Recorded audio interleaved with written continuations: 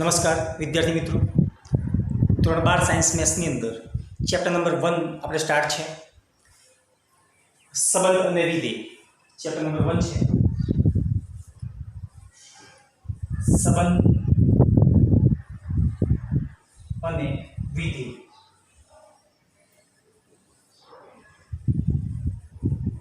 Relation and function. Relation and function.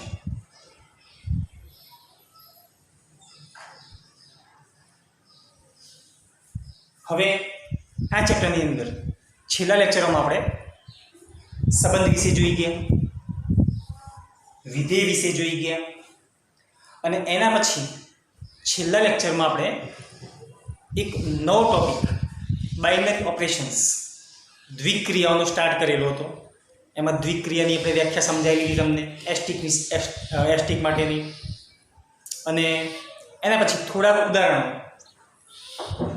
લીધેલા હતા આપણે. છેલ્લે આપણે ઉદાહરણ નંબર 31 જોયેલું હતું. હવે એના પછી થોડુંક વધારે આગળ સ્ટાર્ટ કરીએ એ પહેલાં આ જે બાઇનરી ઓપરેશન્સ છે, આ જે દ્વિક્રિયાઓ છે, એના કેટલાક ગુણધર્મો છે. તો આપણે આજે એના વિશે જોઈશું. થોડુંક એક્ઝામ્પલ લઈએ એ પહેલાં એના ગુણધર્મો કયા છે એ અહીં આપણે લેવા છે. તેમાં જે ગુણધર્મો છે એ લઈએ એ પહેલાં એક MCQ માટેનું એક ઇક્વેશન છે કે ભાઈ ગણની અંદર તમને ઘટક આપેલા હોય, કોઈ ગણ માટે એના ઘટકોની સંખ્યા આપેલી હોય તો એના માટે જે દ્વિક્રિયાઓ છે એ કેટલી મળશે.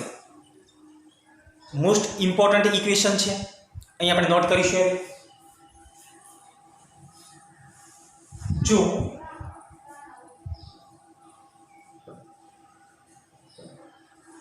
કોઈ ગણમાં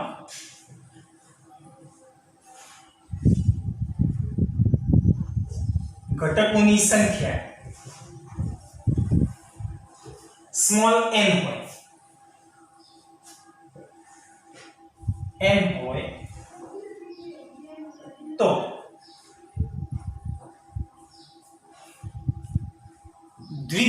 જે દ્વિક્રિયાઓ છે, બાઇનરી ઓપરેશન્સ છે, એ કેટલા મળશે, દ્વિક્રિયાઓની કુલ સંખ્યા કેટલી હશે એના માટેની આપણે ઇક્વેશન બનાવવું છે. તો જો કોઈ ગણમાં ઘટકોની સંખ્યા n હોય તો કુલ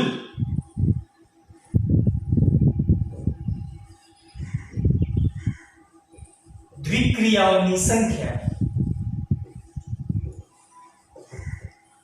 n/n²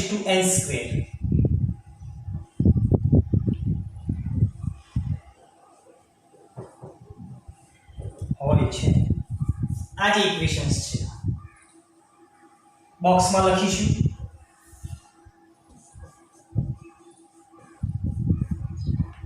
આ ઇક્વેશનને બોક્સમાં લખીશું અને એને યાદ રાખીશું.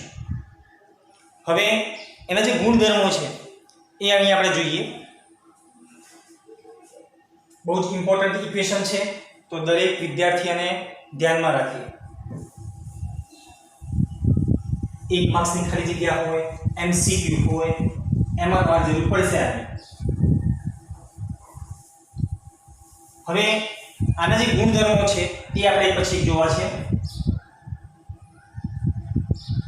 તો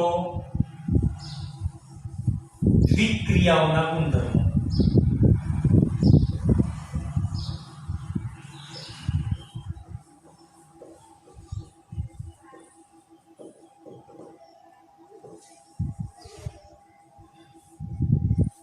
એમાં પહેલું છે સમક્રમી. આ જે દ્વિક્રિયા છે, બાઇનરી ઓપરેશન્સ જે છે એ સમક્રમી કહેવાય તો પછી ક્યારે કહેવાય એના માટેનો એક નિયમ છે.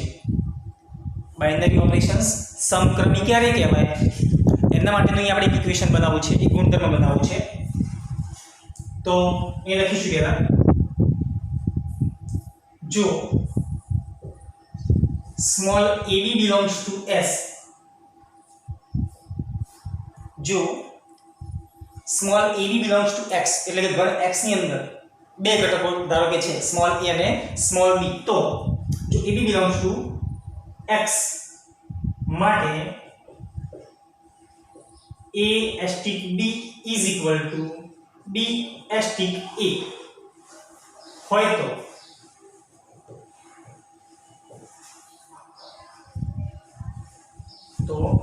ગણ આપણે અહીંયા ગણ x દીધેલો છે, તો ગણ x પરની દ્વિક્રિયા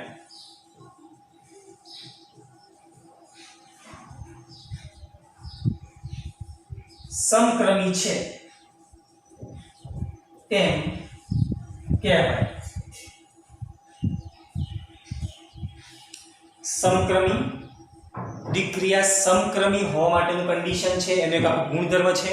જો a સ્ટિક b ની કિંમત અને b સ્ટિક a ની કિંમત સમાન આવે એવા અહીંયા ઘટકો હોય, અને એવી તમને કન્ડિશન જે આપણે પ્લસ માઇનસ ઇન્ટુ અને ડિવિઝન આવા જે ચાર આપણે જે ક્રિયાઓ જોયા, આ ક્રિયાઓ માટે આ જે ચાર છે એ ક્રિયાઓ માટે તમને અહીંયા રકમની અંદર એવો ગુણધર્મ આપેલો હોય આ ક્રિયાઓ માટે કે જેથી a stick b is equal to b stick a બને. બંનેની કિંમત જો સમાન આવે તો એ તમને જે ગુણધર્મ આપેલો હોય એ ગુણધર્મ માટે પ્લસ માઇનસ ઇન્ટુ કે ડિવિઝન એના માટે આ જે ક્રિયા છે દ્વિક્રિયા એ કેવી કહેવાય? સમક્રમી કહેવાય. તો આ પહેલો ગુણધર્મ હતો. હવે એના પછી આપણે જોઈશું નંબર 2 માં જૂથનો નિયમ છે.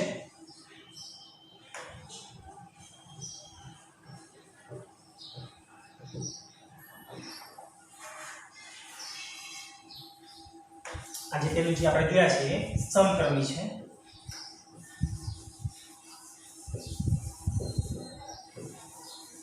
અને સેકન્ડ નંબરમાં આપણે અહીંયા જૂથનો નિયમ લઈશું.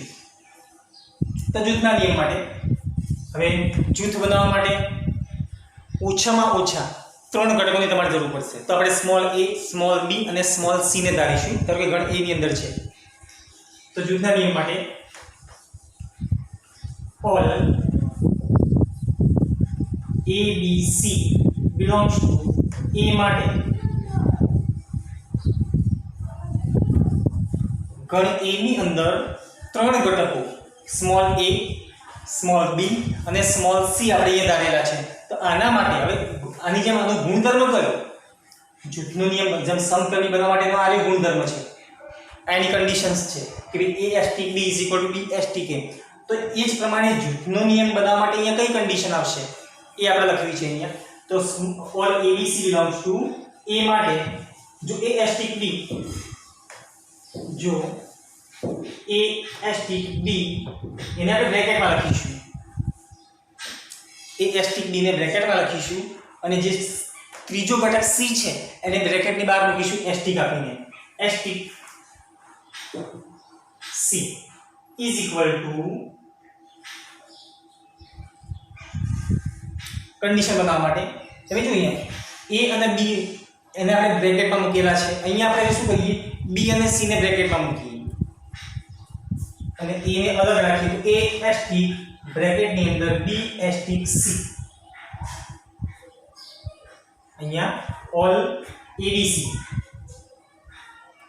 belongs to a માટે જો a સ્ટિક b એને આપણે બ્રેકેટમાં સ્ટિક c એની કિંમત a સ્ટિક બ્રેકેટમાં b સ્ટિક c જેટલી થાય હોય તો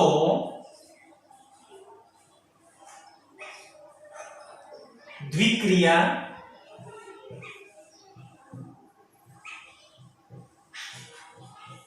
stick from a cross a ગણ a છે એટલે અહીંયા અને કોઈ પણ બે વસ્તુ માટે જ આવશે. આપણે જોયું કે બીજી ચાર ક્રિયાઓ છે પ્લસ માઇનસ ઇન્ટુ અને ડિવિઝન, એવું તમારે કરવું હોય તો ઓછામાં ઓછા બે ઘટકોની જરૂર પડશે. એટલે અહીંયા આનો પ્રદેશ ગણ તમારે કેવો લેવો પડે? a cross a. આમાંથી એક ઘટક લેવો પડે અને આ જે બીજો ગણ છે એમાંથી બીજો ઘટક લેવો પડે. એ બે જે ઘટકો છે એ તમારી પાસે હોય તો તમે એનો પ્લસ માઇનસ ઇન્ટુ કે ડિવિઝન કરી શકો. તો એટલા માટે અહીંયા પ્રદેશ ગણમાં આપણે કેટલા લીધેલા છે? a ક્રોસ a લીધેલા છે. Tends to a.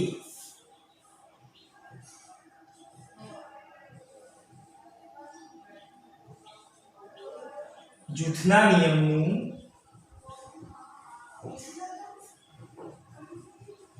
પાલન કરે છે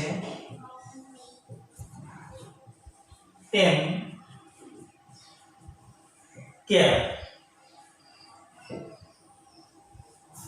તો આ પ્રમાણે નિયમ આવશે.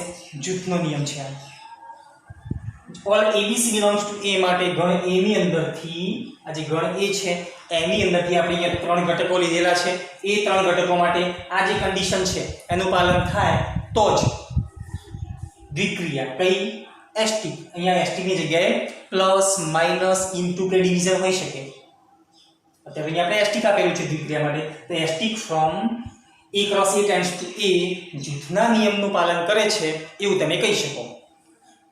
એના પછી ત્રીજો આપણે લઈએ વિભાજનનો નિયમ લઈ લઈએ. એક વિભાજનનો નિયમ છે એસ્ટિક માટે, એ જોઈ લઈએ. કારણ કે આના પછી જે એક્ઝામ્પલ્સ આવશે એની અંદર આની જરૂર પડશે તમારે. ક્વેશ્ચન જેવો પૂછેલો હશે કે ભાઈ તમને જે બાઇનરી ઓપરેશન, જે દ્વિક્રિયા, જે એસ્ટિક આપેલું છે એ સમક્રમી છે કે નહીં તે ચેક કરો. જૂથના નિયમનું પાલન કરે છે કે નહીં તે ચેક કરો. વિભાજનનો નિયમ આના પર લાગુ પડે છે કે નહીં તે ચેક કરો. આવા એક્ઝામ્પલ્સ આવશે. એટલા માટે અહીંયા આપણે એડવાન્સમાં આ ગુણધર્મો લઈ લીધેલા છે. હવે આના પછી ડાયરેક્ટ સીધા એક્ઝામ્પલ જ આવશે. તો ત્રીજો છે અહીંયા વિભાજનનો નિયમ.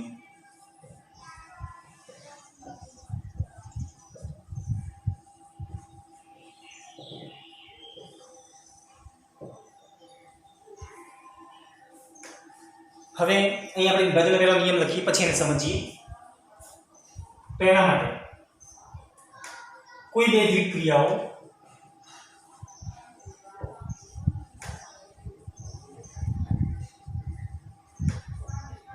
એસ્ટિક અને જીરો માટે, એસ્ટિક અને જીરો માટે અહીં આપણે બે દ્વિક્રિયાઓ લીધેલી છે. જેમ અહીંયા આપણે એસ્ટિક ફોર્મ લખીએ છીએ એમ જીરો લેવાય અહીંયા. તો આવી બે દ્વિક્રિયાઓ છે એસ્ટિક અને જીરો માટે. અહીંયા જોઈએ હવે નિયમ. ઓલ નિયમ ધ્યાન રાખજો, વિભાજનનો નિયમ કેવી રીતે લાગુ પડે છે. All ABC belongs to A, ABC belongs to A. હવે અહીંયા બે દ્વિક્રિયાઓ જોડે આવે એવું આપણે કરવું છે. તમે જોઈએ દ મોર્ગનના નિયમ આપણે જોઈ ગયા. ગણની અંદર કદાચ તમે પહેલા ચેપ્ટરમાં તમારે આવી ગયા હશે. એમાં તમે જોયું યોગ અને છેદ બે આપેલું હતું. અને યોગ અને છેદ બે ક્રિયાઓનો ઉપયોગ કરીને પછી પરિણામ સાબિત કરેલું હતું. અહીંયા પણ એવું છે. એટલા માટે આપણે કેટલી ક્રિયાઓ લીધેલી છે? બે ક્રિયાઓ લીધેલી છે. એસ્ટિક પણ છે અને અહીંયા જીરો પણ છે. તો ઉપર તમે કહી શકશો આને. તો ABC બિલોંગ્સ ટુ A માટે ગણ A માંથી અહીંયા આપણે ત્રણ ઘટકો લીધેલા છે. ત્રણ ઘટકો માટે આપણે બંધી ક્રિયાઓ જોડી કરીને એક પરિણામ સાબિત કરવું છે. અને એ જે પરિણામ છે એને આપણે શું કહીશું? વિભાજનનો નિયમ કહીશું. તો આપણે નિયમ લખીએ. ABC belongs to A, એસ્ટિક, BOC અથવા B0C. આ જીરો એ પણ એક દ્વિક્રિયા છે, આપણે કહેલું છે. ઇઝ ઇક્વલ ટુ, તો વિભાજન આપ્યું છે આપણે. તો A ને પહેલા B સાથે લેવા છે, વચ્ચે શું લઈશું? એસ્ટિક. તો A એસ્ટિક B બ્રેકેટમાં વચ્ચે શું આવશે? અહીંયા જે સિમ્બોલ હોય એ પછી 0 આવશે. અને પછી A ને આપણે C સાથે એનું કોમ્બિનેશન લઈને લેવું છે. તો A એસ્ટિક C. તો A એસ્ટિક B 0 A એસ્ટિક C. આ જે નિયમ છે એને વિભાજનનો દ્વિક્રિયા માટેનો વિભાજનનો નિયમ કહેવામાં આવે છે. ને દ્વિક્રિયા માટેનો વિભાજનનો નિયમ કહે છે.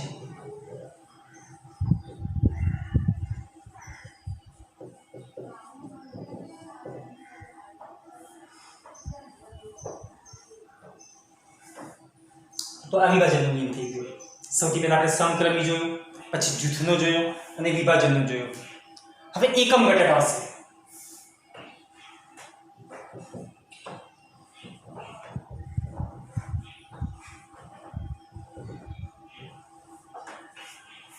તટસ્થ ઘટક પણ કહી શકાય. એવું જોઈશું આપણે અહીંયા એકમ ઘટકનો જોઈએ. તો તેના નિયમ લખીએ અને તટસ્થ ઘટક પણ બોલાય. તટસ્થ ઘટક. તો આના માટે પહેલા નિયમ જોઈએ કેવો આવશે. આપેલ દ્વિક્રિયા અથવા કોઈ દ્વિક્રિયા તમને આપેલી હોય તો દ્વિક્રિયા એસ્ટિક from A cross A tends to A માટે કોઈ દ્વિક્રિયા છે આપણી પાસે એસ્ટિક. આ દ્વિક્રિયા છે. ગણ કયો આવેલો છે અહીં આપણને A cross A tends to A એટલે એક જ ગણ A છે. ધારો કે ગણ A ની અંદર આપણે સ્મોલ a ઘટક લઈ લઈશું. આ તટસ્થ ઘટક કઈ રીતે વ્યાખ્યાયિત થાય એ વ્યાખ્યાયિત કરવા માટે ગણ A ની અંદરથી આપણે સ્મોલ a ઘટકને લઈશું. કયા ઘટકને? Small a. તો આના માટે હવે આપણે નિયમ લખીએ. આનો E belongs to તટસ્થ ઘટક છે તો આપણે સ્મોલ e લઈશું. E belongs to A અસ્તિત્વ ધરાવે કે જેથી E એક આપણે બહારથી ઘટક લીધેલો છે. ગણ A ની અંદરથી આપણે A લીધેલો છે અને E ઘટક એક બહારનો એવું ઘટક છે. તો આ બહારનો જે E ઘટક છે એના માટે સ્મોલ e કયો ઘટક છે? સ્મોલ e આપણે બહારથી ઘટક ધારેલો છે જેને આપણે તટસ્થ ઘટક કહીશું. તો E belongs to A અસ્તિત્વ ધરાવે કે જેથી A asterisk A asterisk E is equal to E asterisk A is equal to A પોતે જ મળે તમને. તમે બહારથી જે ઘટક લાવ્યા છો એના માટે અહીંયા જે તમે અહીંયા દ્વિક્રિયા આપેલી હોય પ્લસ માઇનસ ઇન્ટુ કે ડિવિઝન અને એ તમે અહીંયા કરો અને છેલ્લે જવાબ તમને એ પોતે જ ઘટક જ મળે. એ પોતે જ તમને મળે. તો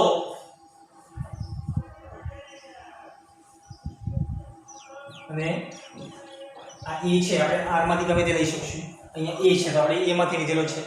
તો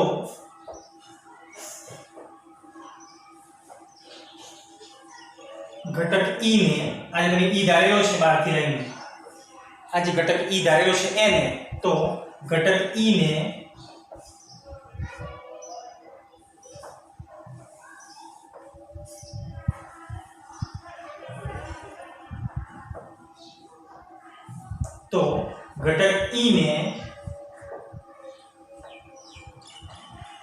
દ્વિક્રિયા